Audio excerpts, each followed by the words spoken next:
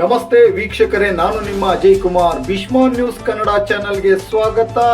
ಇಂದು ನಾವು ದಾವಣಗೆರೆ ಜಿಲ್ಲೆ ಜಗಳೂರು ತಾಲೂಕು ಬಿಳಿಚೋಡು ಗ್ರಾಮದಲ್ಲಿ ಕರ್ನಾಟಕ ಪಬ್ಲಿಕ್ ಸ್ಕೂಲ್ KPS ಶಾಲೆಯಲ್ಲಿ ನಮ್ಮ ಜಗಳೂರು ತಾಲೂಕಿನ ನ್ಯಾಯಾಧೀಶರಾಗಿರ್ತಕ್ಕಂಥ ಶ್ರೀಯುತ ಚೈತನ್ ಸರ್ ಅವರು ಇಂದು ನಮ್ಮ ಶಾಲೆಗೆ ಭೇಟಿಯನ್ನು ನೀಡಿ ಕಾನೂನಿನ ಮಕ್ಕಳಲ್ಲಿ ಕಾನೂನಿನ ಅರಿವನ್ನು ಮೂಡಿಸಿ,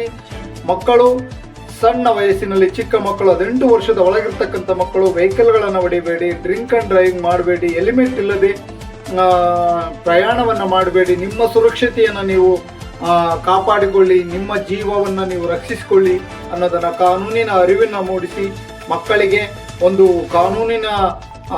ಪಾಠವನ್ನು ಹೇಳಿದಂಥ ಶ್ರೀಯುತ ಚೈತನ್ ಸರ್ ಅವರು ಹಾಗೂ ನಮ್ಮ ಶಾಲೆಯ ಮುಖ್ಯ